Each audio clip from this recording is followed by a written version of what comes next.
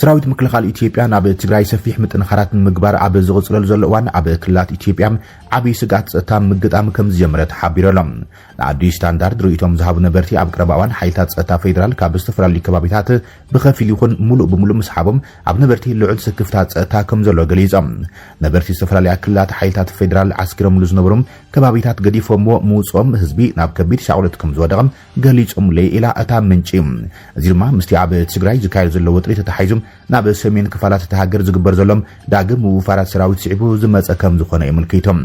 نبرتي كلل دو إثيوبيا زوبا غارلا وردا دراش زوبا قلم وليغا وردا انفيلون سراويت إثيوبيا مسحابو صتاوي بادونت فطيرم ازيما طنقي ግጭትና ሆነ ይመጽከም ዘሎ ገሊጻም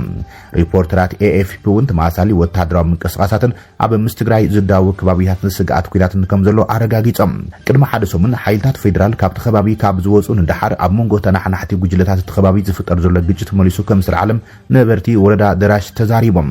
حيث أتا أبو أبزنور الوان سلام كم زنبران مسوّت سجن أتجدج أتمليسو تلعيلو يبل حدا شموك قلة زيادة لين بارم عبد كلش عن 10 شعات زوبا سجن نبر مفراس شعبهم زي تفتح مواقراوي حتتات كانت أنكنايت خبابيم زي مرقع مخانو نبرتي قلزم أتقدم حزين كبابيتات غاردولا كونسوم برجي أمارو زتقال زوبا كابز فرس جميرهم أمونغو قرباوتي محبر سبات بفلاي مام أمونغو كونسون دراشن كمون أمونغو دراشن قمايدن وطعي إن عبيه كم زمزا أتامنش تسابس بالام مسرتاوي مواقراو ጉዳይ ክሳብ ዝፍታሕ ድማ እትኩነታት ከም ዝቀደሙ ዝغጽል ዘሎ ይመስል ዝበለት ነባሪን እቲ ኣብ ተኸባቢ ዘሎ ሰላም ብዓብዩ ኣብ ህላው ሓይልታት ፌደራል استمسرت مخانيم غليصم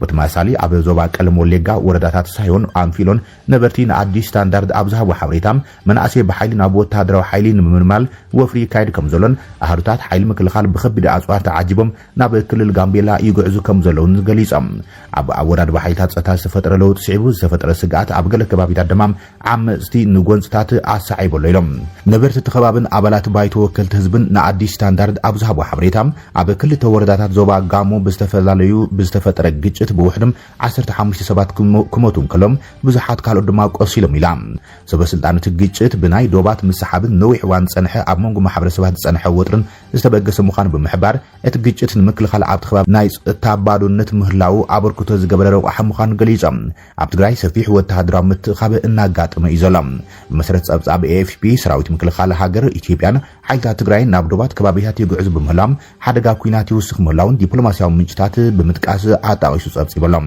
ኃይል መከላከል ኢትዮጵያ ንትግራይ ይኸባሎ ክብል ድማ ሓደ ምንጭ ክገልጽ እንከሎ ካል ምንጭ ትግራይ ድማ ንትኹነታት ልዑል ምጥንኻር ዘሎ ምንቅስቃስ ኃይልታት ክብል ይገልጹም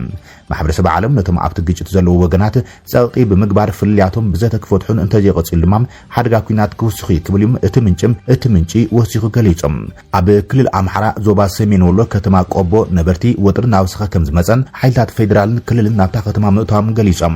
ነበርቲ ንአዲስ ስታንዳርድ ኣብዝሃቦ ቃል ኣብ ቀረባዋን ሰራዊት ምክልኻል ፌደራል በወገን ዓፋር ናብታ ከተማ ከም ዝኣቶን ቅድሚ ሓደ መዓልቲ ድማ ፍሉይ ሓይሊ ክልል ኣምሓራም ኣብ ቆቦ ከም ዝረኣዩ ሓቢሮም ኣሎም ሲቪል ማሕበራት ኣብታ ከተማ ንዓበይ ዝኸይድ ዘሎ ስጋት ምምላስ ካብ ባንክታት ገንዘብ እናሰሓቡን ቀረብ መግቢ ይእክቡን ከም ዘለዉ ይገልጽ ብሔራዊ ምንቅስቃስ ብሔረ ማሕራ ኣብ ዝሓለፈ ሰሙን ኣብ ዘውፅኦ መግለጺም ኣብ ትክልል ዘሎ ሕጽረት ሓይልታት ጸጥታን ምድኻም ንጥፈታት ኣኽበርቲ ሕግን ንሲቪል ማሕበራት ክቡር ዋጋ ይኽፍል ከም ዘሎ ብምሕባር መንግስታት ፌደራል ክልልን ነቲ ናይ ጸጥታ ክፍተት ፍሉይ ትኹረት ክገብርሉ እዩ ኣተሓሲቦም ብዘይካዚ ክልቲኡ መንግስታት ፌደራል ክልል ኣምሓራን ጸጥታዊ ክፍተት ዘለዎምን ሰናይ ምምሕዳር ዝሰኣኑ ከባቢታት ፍሉይ ትኹረት ክገብርሎም ኣተሓሲቦም እዚ ፍጻመ ድማ ህዝባዊ ወያነ ሓርነት ትግራይ ኣብ ዝሓለፈ ሰሙን ኣብ ዘውፅኦ መግለጺም መንግስቲ ፌደራል ሰራዊቱ ናብ ትግራይ የግዕ ዘሎ ክብል ከሲሶም ሓድሽ ወተሃደራዊ መጥቃዕቲ ምክያድ ምድላዋት ይገብረሎ ክብል ድሕሪ ምጥንቃቆም መንግስቲ ፌደራል ግን ነቲ ዝተባሃለ ክሲም ክሳብ ሕዚ ብወግዒ ዝሃቦ ግብረ መልስ የለን ኣብ ወንበር ህወሓት ዶክተር ደብረጽዮን ገብረ ሚካኤል ብምኽንያት መበል 51 ዓመት ዝኽሪ 11 ለካቲት ኣብ ማእከል ሓወት ሰማዕታት ኣብ ዝሕለፈ መግለጺም መንግስቲ ፌደራል ንዕድል ሰላም ረጊጹ እንተመጽኡ ክንምክትና ክብል ከም ዘጠንቀቐ ዝፍለጥ እዮም እዚ ፍጻመታት ድማ ኣብ መንጎ ኢትዮጵያን ኤርትራን ወጥሪ ኣብ ዝበዝሐሉ እዋን እዩ እናማዕበለ ዝኸይድ ዘሎ ሚኒስትር ጉዳያት ወጻኢ ኢትዮጵያ ጌዶን ጢሞቴዎስ ንኤርትራዊ መዘኑ ዑስማን ሳልሕ ኣብ ጽሓፎ ደብዳቤም ኤርትራ ላዕላውነት ኢትዮጵያ እንዳተጠሐሰን ምስ ዓመጽቲ ጉጅለታት ብምትሕባር ወተሃደራዊ ውፍሪ ከም ዘካይደትን ከሲስዮም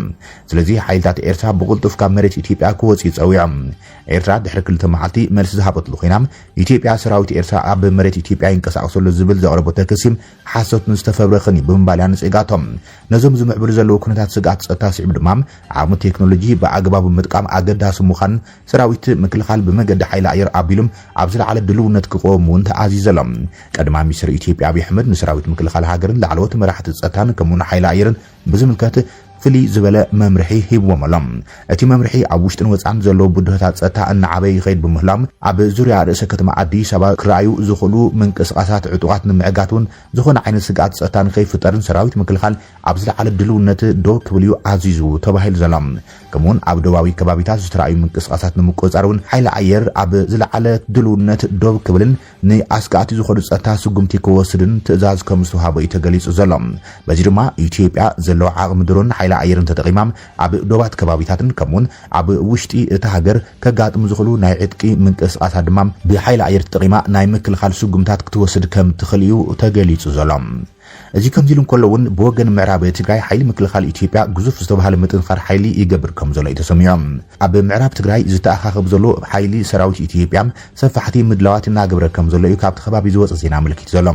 ጥምረት ህወሓትን ሻዕብያን ከቢድ ስጋት ፈጢሩ ከም ዘሎ ይግለጽ ኣብ ዘለዋን በቲ መንግስቲ ፌደራል ዝወገነ ኣብ ምዕራብ ትግራይ ዘሎ ብደመቀ ዘውዱ ዝምራሕ ዘብዕ ተከዘ ተባሂሉ ዝጽዋዕ ሓይሊ ጽንተት ተዋይዶም ምንቅስቓሳት ይገብሩ ከም ዘሎ ተገሊጾም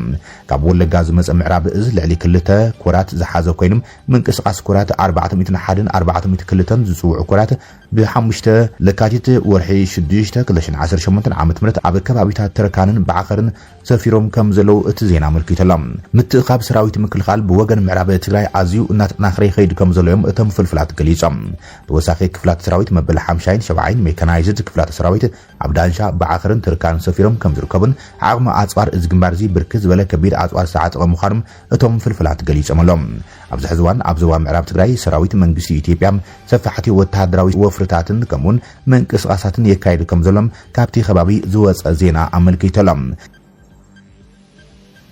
ኣብ ከምዚ ዝኣመሰሉ ምዕባለታት ድማ ኣዲስ ኣበባን መቐለን ወተሃደራዊ ካውንስላት ኣኺባታትን ህጹጻት ምውፋራትን ከም ዝወሰና ተገሊጸሎም ላዕለዎት ወተሃደራውያን ኣዘዝቲ ዝሓቐፉ ወተሃደራዊ ካውንስል ሰራዊት ምክልኻል ኢትዮጵያ ነቲ ብኩሉ ገጽ ዝጽብጸብ ዘሎ ምድላዋት ኩናት ስዒቦም ውሳነ ጉዳይ ተጋሩ ጀነራላት ከም ዝበጽሕ ድማ ተገሊጸሎም እቶም ትማሊ ካብ ትግራይ ናብ ኣዲስ ኣበባ ኣምሊጦም ዝኣተው ሰለስተ ላዕለዎት ኮማንደራት TDF እቶም ኣብታ ከተማ ጽንሑ ነበር ብጾቶም እዋናዊ ኩነታት ትግራይን ህወሓትን ሻዕብያን መሰረት ገይሮም መብርሂ ክቡ ኣኺባ ከም ዝተጸውዐም ፍልፍላት ዜና ጸብጺቦም ዘሎም ኢትዮ ፎከስ ዝተባሃለት ፍልፍል ዜና ከም ጸብጸበቶም ኣብቲ ተጋሩ ጀነራላትን ካልኦት ማዕርግ ዘሎም ወተሃደራዊ መኮንናትን ዝእከብሉ ኣኺባም ብዛዕባ ኣብ ትግራይ ዘሎ ኩነታት ክዘራርቡልን ቀጸልቲ ክውሰዱ ዝግብኦም ስጉምታታት ብዛዕባ ክምኽሩ ምዃኖም ሓቢራላ ኣብቲ ኣኺባ ግን ጀነራል ጻድቃን ገብረትንሳኤ ጀነራል ተክላይ ኣሸብር ጀነራል ገብረ እግዚአብሔር በይናም ጀነራል ዘውዱ ኪሮስ ዝርከቦም ዝጸንሑ ላዕለዎት ወተሃደራዊ መኮንናት እቶም ትማሊ ካብ መቐለ ዝኣተው ወተሃደራዊ ኣዘዝ ሰራዊት ትግራይ ነበር ጀነራል ጉዕሽ ገብረ ጀነራል ከበደ ፍቃዱን ኮሎኔል ንጉስ ወልደ ገብርኤልን ኣብ እዋናዊ ኩነታት ትግራይን ህወሓትን ሻዕብያን መሰረት ዝገብርዎ ዘለዉ ንጥፈታት ብዝርዝር ክብርሎምን ህዝቢ ትግራይ ካብዞም ናብ ናይ መወዳእታ ዘይብሉ ጥፍኣት ዘእትዎም ዘለዎ መራሕቲ ህወሓት ንምልቃቕ ዝግበሩ ዘለዉ ስጉምታት ክግበሩ ዝኽእሉ ስጉምታትን ክመኽሩን ናይ መወዳእታ ውሳነ ክህቡን እዮም ይብል እቲ ፍልፍል ዜና ብወገን ህወሓት ዝመርሑ ወተሃደራዊ ኮማንድ እውን ኣብቶም ዝምዕብሉ ዘለዉ ኩነታት መሰረት ብምግባር ኣኺባ ቀኒመለው ኣብቲ ኣኺባ ድማ ብልጽግና ክወረና ምድላዋት ወጊኑ ሰራዊቱ ብዝተፈላለዩ ኣንፈታት ይኽበና እዩ ዘሎ ዝብል መደምደምታ ብምሓዝ እቲ ኩናት ንምኽባር ላዕላውነትን ብዝብል ጭርሖም ንሕና እውን ክንገጥም ንዳሎ ዝብል ውሳነ ከም ዝሕለፈም እቶም ፍልፍላት ሓበሬታ ጸብጺቦም ኣሎም በዚ ድማ ብወገን ራያ ጸለምቲ ገማግም ተከዘ ክሳብ ሽራርም ናብ ምዕራብ ትግራይ ዘሳግሩ መስመራትን ብወገን ክልል ዓፋር ዘለዉ ወሰናትን ሓይልታት ሰፊሕ ምውፋራት ይገብራ ከም ዘለዋ ተሓቢሩ ዘሎም ብወገን ምዕራብ ትግራይ ሱዳን ዘላ ኣርሚ ሰብዓውን ኣብ ልዕል ተጠንቀቕ ክትቆም ከም ዝተነግራይሞ እቶም ፍልፍላት ዜና ረድዮም ዘሎም ብወገን ሰራዊት ኤርትራውን ናብ ከባቢታት ትግራይ ምእታው ከም ዝጀመረም እናተገለጸ ይቀንዮም ብሳትላይት ዝተቐረጹ ስእልታት ንጥፈታት ሰራዊት ኤርትራ ድማ ሰፋሕቲ ምውፋራት ሜካናይዝድ ሓይልታት ናብ ውሽጢ ትግራይ ይረግጹ ከም ዘሎም ሆርን ሪቪው ቅድሚ ክልተ መዓልታት ጸብጺባ ነይራ እዚ ብቐንዱ ኣብ መንጎ ኢትዮጵያን ኤርትራን ንሓይሊ ዝኸይድ ዘሎ ወጥሪ ስዒቦም ኣብቲ ዞባ ረብሓ ዘለዎን ሃገራት ምትእታዊ ገብራ እየን ዘሎም ሃገራት ወሽመጥ ዓረብ ማለት እውን ስዑድ ዓረብን ኤማሬት ዘለዎ ሰልፊ ከምኡን እስራኤልን ቱርክን ድማ ኣብቲ ዞባ ዝረኣዩ ዘለዉ ምዕባለታት ብግልፂ ኢደን ክሓውሳሉ ከም ዝኽእላን እቲ ዞባ ዓውደ ውግእ ዘን ሃገራት ክኸውን ከም ዝኽእሎም መጠንቀቕታት ዝወፅእ ዘሎም